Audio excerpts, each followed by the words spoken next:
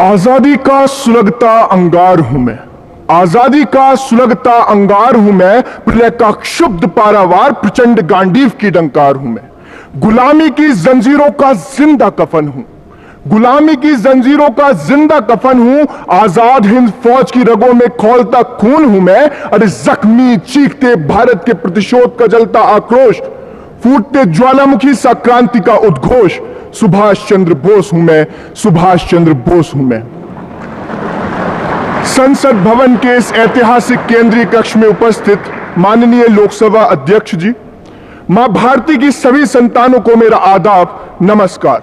मैं मोहम्मद शारिक शबाब जैदी, अखंड भारत के ऐतिहासिक भूखंड बरेली, कस्बा सेतल से नेहरू युवा केंद्र बरेली, उम्मीदों के प्रदेश उत्तम प्रदेश का प्रतिनिधित्व करते हुए आज आप सभी के समक्ष नेताजी सुभाष चंद्र बोस अमृतकाल में उनका जीवन और विरासत विषय पर अपने विचार प्रस्तुत कर रहा हूं। महोदय, अगर अमृतकाल में हमें नेताजी के जीवन की महत्ता को जानना है तो हमें जानना होगा उस छोटे सुभाष को जो अपने घर के पास रहने वाली एक बूढ़ी अम्मा का ख्याल रखता था।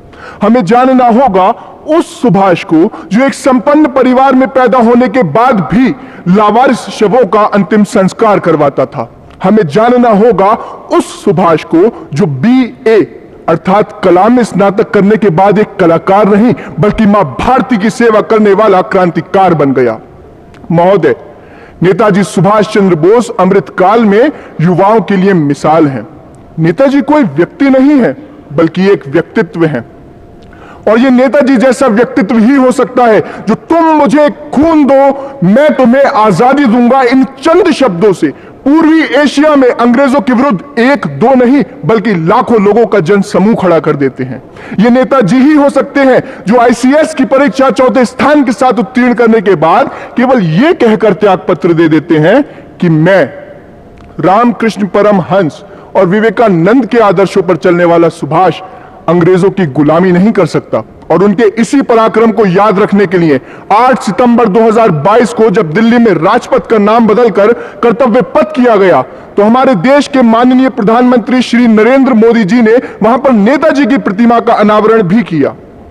आप इसका कोई भी कारण मान सकते हैं, लेकिन मेरी नजर में यह संकेत और संदेश है इस बात का कि अगर भारत का प्रत्येक नागरिक, भारत का प्रत्येक युवा नेताजी सुभाष चंद्र बोस की तरह कर्तव्य पथ का अनुसरण करे तो वो दिन दूर नहीं जब हमारा देश भारत फिर से विश्व गुरु भारत होगा।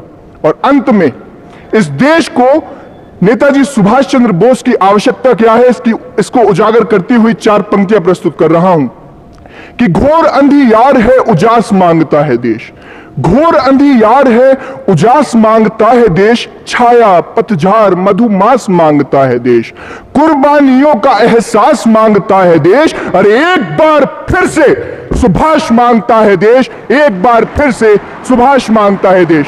धन्यवाद। जय हिंद, जय सुभाष।